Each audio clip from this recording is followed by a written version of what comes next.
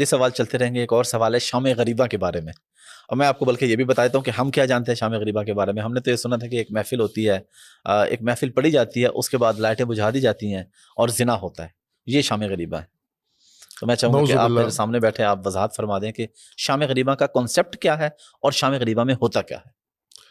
الیاذ باللہ نعوذ باللہ. یہ ایسے ہی ہے جیسے قرآن کریم نے ام المومنین کے بارے میں فرمایا تھا کہ کچھ لوگوں نے ام المومنین, وہ جو واقعہ پیش آیا سفر واقعہ عفق جو پیش آیا تھا کہ انہوں نے ام المومنین پر نعوذ باللہ تہمت باندھی, یہی تہمت الزام لگایا تھا, پھر اللہ نے آیت اتاری اور دفاع کیا.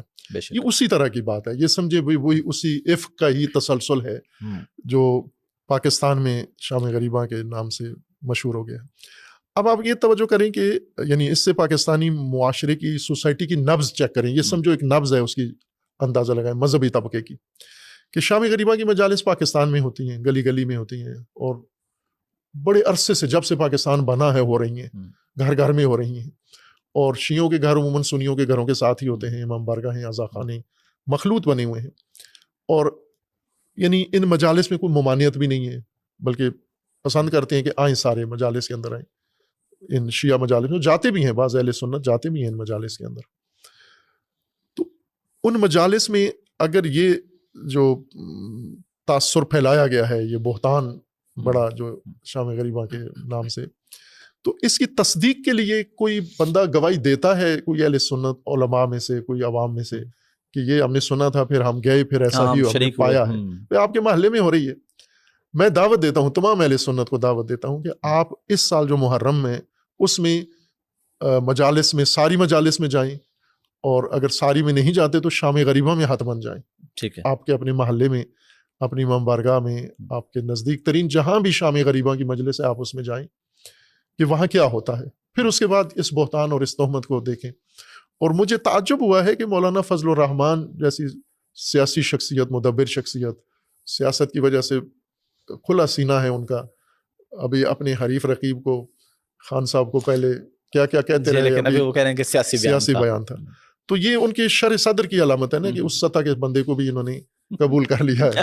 لیکن مولانا فضل الرحمان, اور سال ہا سال سے شیعوں کے ساتھ تعلق بھی ہے مولانا فضل الرحمان کا, اپنے علاقے میں بھی شیعوں کے ووٹ بھی لیتے ہیں, اور پھر خصوصاً MMA اور اس طرح کے جو فورم بنے ہیں شیعہ قائدین کے ساتھ بھی رہتے ہیں, شیعہ کے ساتھ آنا جانا بھی ہے. پھر بھی انہوں نے, یہ معروف ہے ان کا جملہ کہ دھرنے کو انہوں نے, اسلام آباد کے دھرنے کو شام غریبہ سے تشبیہ دی تھی, شام غریبہ رات کو مناتے ہیں. تو ظاہر ہے یہ حالانکہ پکی ہوئی بات ہے. والد صاحب اور شیعہ بڑے علماء ختم نبوت کی تحریک میں اکٹھے تھے, خود بھی شیعہ سے بڑے قریب ہیں فضل الرحمان صاحب, بلکہ شیعہ علماء نے تو اعلان کیا کہ ہمارے قائد ہیں یہ, اس حد تک قربت ہے ان میں. لیکن یہ ایک راسخ بات ہوئی ہے, یعنی ایک بات ہے جو انہوں نے بچپن سے سنی ہے, پھر مدرسے میں سنی ہے, پھر اپنی مسجد میں سنی ہے, جمعے میں سنی ہے, واعظ خطبے میں سنی ہے, پھر آگے میڈیا پہ سنی ہے. پھر آپ لوگ, آپ کی عمر تو تھوڑی ہے, مولانا کی زیادہ ہے, تو وہ جس نسل کے ہیں ان کے ذہن میں بھی یہ بات ہے, آپ جس نسل سے ہیں ان کے ذہن میں بھی ہم بات نے ہے. بھی یہ سنا. اب ہے بھی میڈیا کا دور ہے, آج کل تو کوئی چیز ڈھکی چھپی نہیں ہے.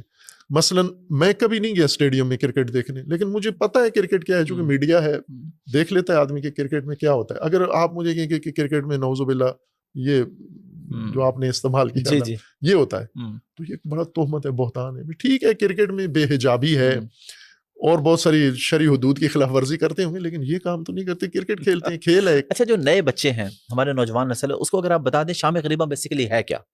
شام غریبہ کا مطلب یہ ہے کہ تاریخ کربلا میں جو واقعات کربلا کے ہوئے ہیں, روز عاشور, صبح عاشور جنگ شروع ہوئی ہے جی, اور پھر عصر پر یہ جنگ جا کے ختم ہو گئی ہے. عصر کو تمام امام علیہ السلام سمیت سب انصار و اہل البیت سب شہید ہو گئے, اور اس کے بعد عمر سعد نے اور اس کے لشکر نے حکم دیا کہ یہ خیام جلا دیے جائیں سارے, اور خیمے لوٹے گئے پہلے, پھر جلائے گئے, لاشوں کو پائمال کیا گیا. یہ وہ باتیں ہیں جو تاریخ تبری میں لکھی ہوئی ہیں. تبری تو شیعہ نہیں ہے, اسی طرح بہت سارے بالکل ہسٹری تو نہ شیعہ تھی نہ سنی تھی, تاریخ تو جو تاریخ ہے وہ تو یہ تاریخ کے حقائق ہیں کہ یہ سب کچھ ہوا ہے.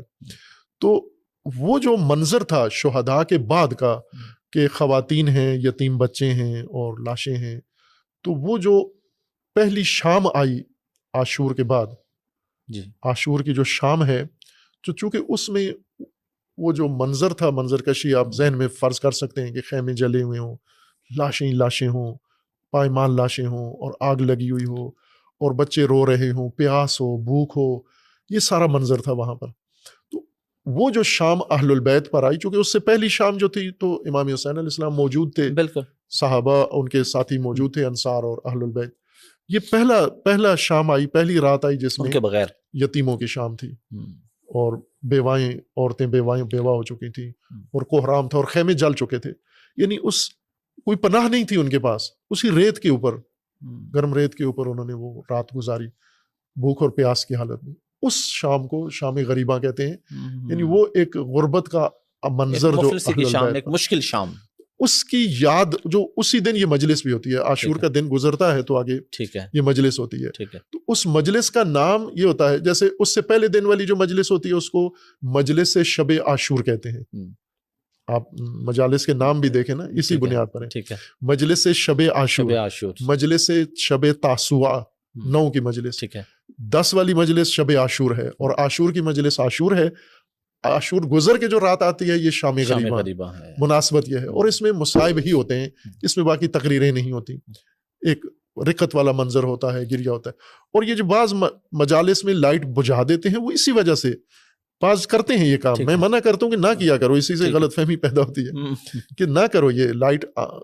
بس اوقات میری مجلس میں شام غریباں کی مجلس پڑھتا ہوں تو لائٹ آف کر دیتے ہیں، میں کہہ دیتا ہوں کہ آن کرو لائٹ ساری، کہ اس میں کوئی. اور ہماری مجلس میں تقریباً آدھے سے زیادہ مجمع سنیوں کا ہوتا ہے، وہ سنی پڑھتے بھی ہیں مجلس آ کر. اگر ہماری جامعہ کی مجالس آپ دیکھیں گزشتہ کئی سالوں کی، تو پہلے اہل سنت عالم پڑھتا ہے اسکالر، اور بعد میں شیعہ اسکالر بیٹھ کے پڑھتا ہے، اور دونوں کربلا ہی پڑھتے ہیں اور کوئی بات نہیں پڑھتے. تو یہ تو اہل سنت کے ہاں بھی ہے، لیکن یہ اسی بدگمانی کا نتیجہ ہے، سوء ظن کا نتیجہ ہے، فرقہ پرستی کا نتیجہ ہے کہ بعض لوگوں نے. یعنی مجھے یہ تعجب ہوتا ہے کہ آج میڈیا کے دور میں ہر چیز کے بارے میں انہیں آگاہی ہے. دنیا کی کسی چیز کے بارے میں کسی پاکستانی کو پوچھ لو، سنی کو پوچھ لو، شیعہ کو پوچھ لو کہ آپ کو دبئی کے فلاں جزیرے کا پتہ ہے، کہتے ہیں پتہ ہے، گیا نہیں ہے. آپ کو جاپان کا پتہ ہے، پتہ ہے ہمیں. آپ کو کسی قطبی علاقے کا پتہ ہے، کہتے ہیں پتہ ہے. گوگل ہے، یوٹیوب ہے، سب آپ دیکھا کو ہوا ہے. مریخ کا اور وہ جو ویب ہے، ویب جیمز ویب کیا ہے وہ، اس کی تصاویر سب پتہ ہے، لیکن انہیں شام غریباں کا نہیں پتہ جو آپ کے محلے میں ہوتی ہے. تو یہ ایک بہت بڑا عیب ہے اس معاشرے کے لیے کہ یہ کیسا معاشرہ ہے. میڈیا کا دور ہے، آپ کے دسترس میں ہے ہر چیز، اور آپ پھر بھی سنی سنائی بات پہ بات کرتے ہو، ذہن بنا ہوا ہے آپ کا. ایک دن تصدیق کے لیے چلے جاؤ، آپ دیکھ لو کہ وہاں پر کیا ہوتا ہے. چلیں، یہ تو بڑا اچھا تصدیق کے لیے جائیں تاکہ وضاحت ہو جائے، پتہ چل جائے کہ کیا ہو رہا ہے. اور میں شیعوں کو بھی کہوں گا کہ اپنے علاقے کے سنیوں کو دعوت دیں مجالس میں، اور مجالس کو اس طرح بناؤ کہ اہل سنت رغبت کے ساتھ آئیں.